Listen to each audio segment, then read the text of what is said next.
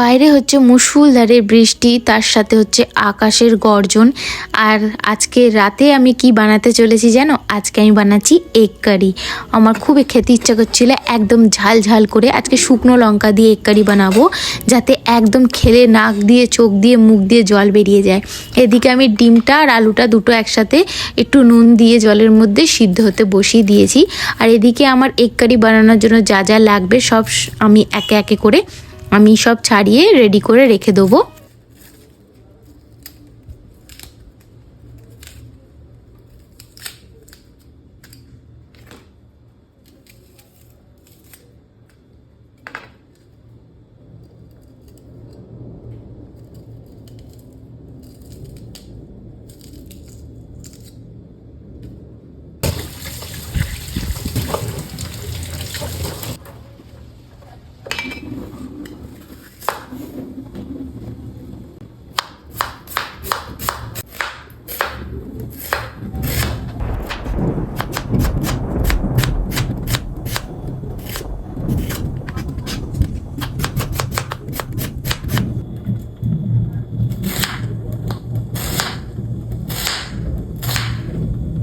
আজ আমার অনেকটা ভয় লাগছে রান্না করতে। এই টাইমে আমি রান্নাঘরে আছি আর এত জোরে জোরে বাজ পড়ছে, তোমাদের তো আওয়াজটা শোনালাম।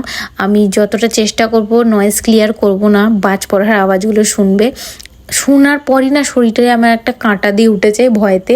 আর একটা জিনিস ভালো কি, এখনও পর্যন্ত কারেন্ট যায়নি, আলো আছে বলে তাই অতটা ভয় কাজ করছে না। আমি কানে হেডফোন লাগিয়ে গান শুনতে শুনতে আমি এগুলো কাটছিলাম, টমেটোগুলো। চলো আমার টমেটোটা কাটা হয়ে যাক। আর এদিকে আমার ডিম আর আলুটা সিদ্ধ হচ্ছে, আর টমেটোটা কেটে তোমাদের বাইরে কিছুটা দৃশ্য দেখাই আর আবার শোনাই।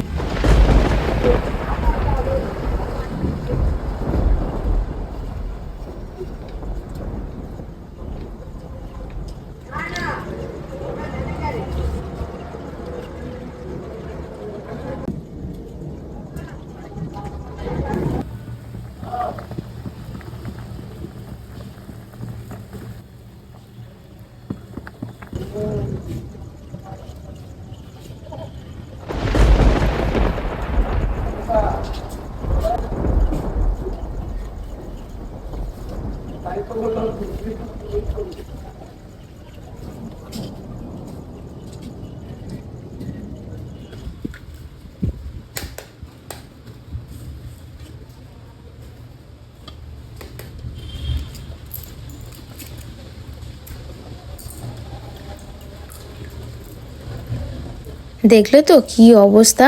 তবে বৃষ্টি পড়ছে একদম অল্প অল্প, হাওয়া দিচ্ছে ঝোড়ো হাওয়া। আর আমার রুমটা ব্যালকনি যেদিকটা না, সেদিকে গাছের অতটা পাতা নড়ছে না, তাই বোঝাতে পারলাম না। কিন্তু অনেক জোরে জোরে বাজ পড়ছে। আর আমার রান্নাঘরে আমাকে রান্না করতে হবে কারেন্ট যাওয়ার আগে। তবে আমাদের এই লাইনটা খুবই ভালো, যতই ঝড় বৃষ্টি হোক কারেন্ট যায় না।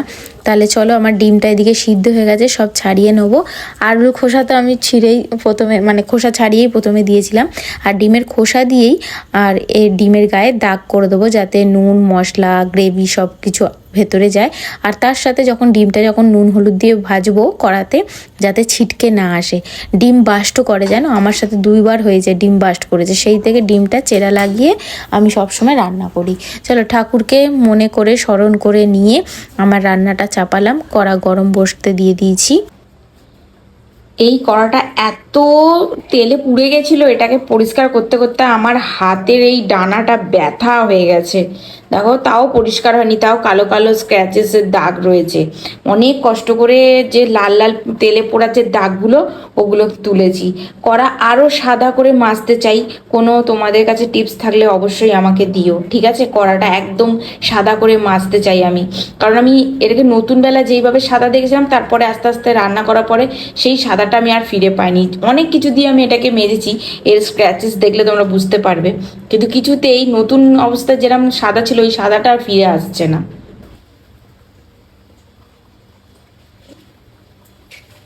কড়াটা বেশ ভালোই গরম হয়ে গেছে।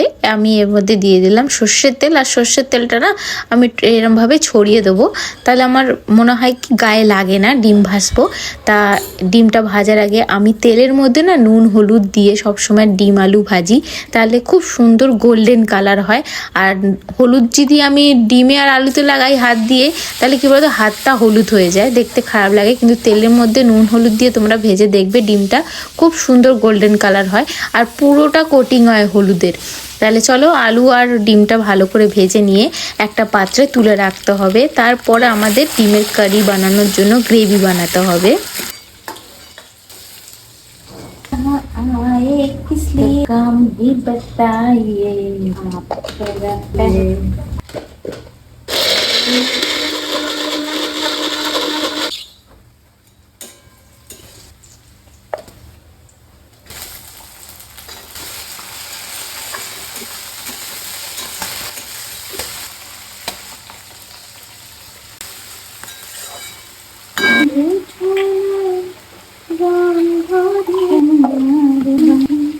আজকের ডিনারটা কিন্তু দারুণ জমে যাবে, কারণ বাইরের বৃষ্টি হচ্ছে, ওয়েদারটা পুরো ঠান্ডা হয়ে গেছে।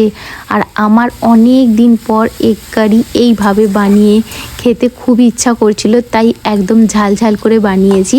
তাহলে তোমরা এরকম এগ কারি বানিয়ে কখন কখন খাও সেই মুহূর্তটা আমাকে অবশ্যই জানিও। আমি অনেক দিন ধরেই ভাবছিলাম বৃষ্টি হবে, এরকম ডবল দুটো দুটো করে ডিম খাবো। আমি ডিম খেতে কিন্তু খুব ভালোবাসি, তাও আবার দুটো। তাহলে চলো রান্নাটা সেরে নিয়ে তোমাদের সাথে দেখা করছি কিছুক্ষণ পরে। আর এই এগ কারির রেসিপিটা তোমাদের শেখাচ্ছি না, জাস্ট আমি এটা দেখাচ্ছি যে আমি কিভাবে আমার স্টাইলে এগ কারি বানাই।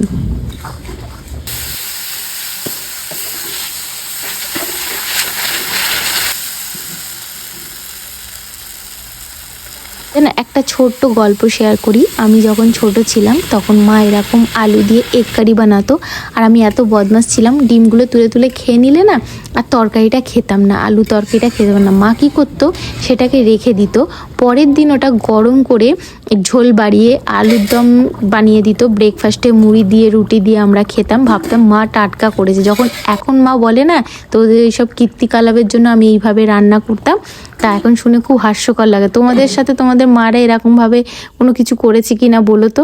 বাসন ফাসন বেরিয়েছে অনেক, এগুলো সমস্ত কিছু মেজে নেবো, আর ব্লগটা বেশি লম্বা করব না।